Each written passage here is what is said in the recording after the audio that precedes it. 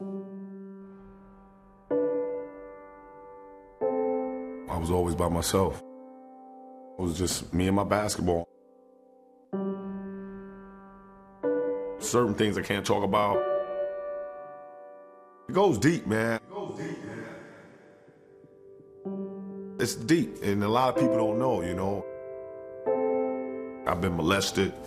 You know, I've been molested in my life twice.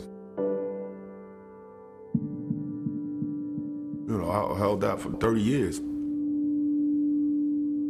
With the second pick in the 1991 NBA draft, the New Jersey Nets select Kenny Anderson from Georgia Tech. Kenny Anderson, the local product from New York City. It was a blur, but I was like so happy that I was getting drafted. I was gonna be able to take care of my mother, buy my mother a house. She can live carefree. Now we see Joan here moments ago.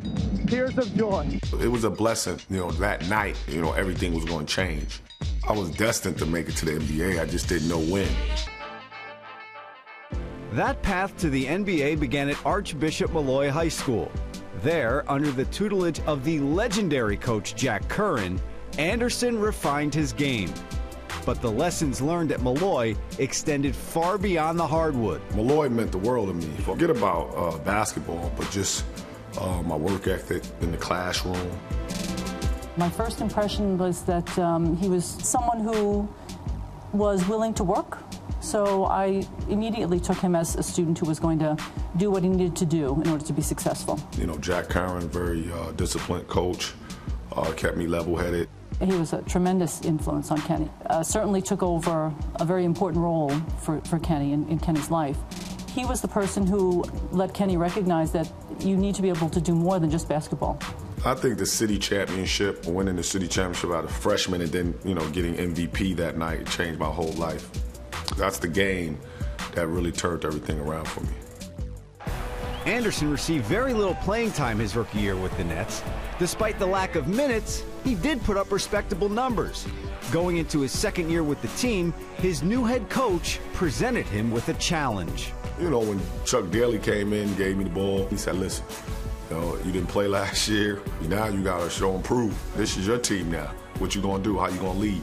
So, you know, me and Derek Coleman came alive that year. DC to the hoop slam. Kenny Anderson puts in a big hoop at the buzzer. I think they were more talented than Stockton and Malone.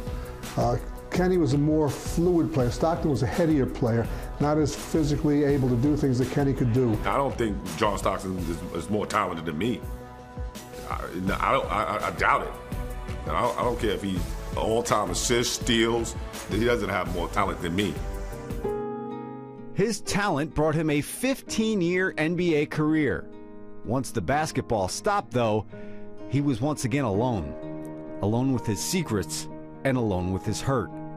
He struggled internally to reach the decision to finally reveal his pain.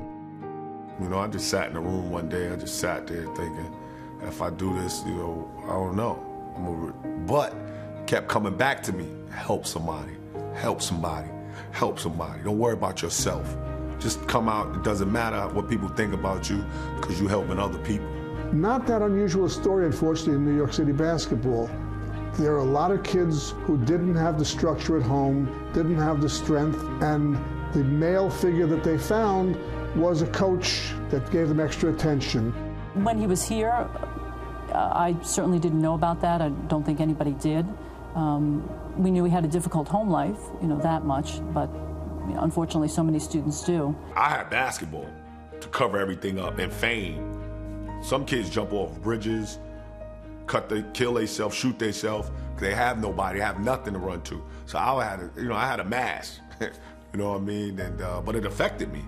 It affected the way I lived and what I've done. You know, I think it's made him a stronger person. I certainly believe it's made him who he is, and it allows him to do what he does and get involved in different things that he does. I love helping others with all my life experiences and life lessons. You know, I always tell a kid, don't listen to me because I got a crossover and I can shoot a mid-range jump. Listen to me because of all the life things that I've been through. You know what I mean? It can help you. It can help you. to go through what I've been through and to make it here and to do what I'm doing now, not bad, man. Not bad. Not bad at all.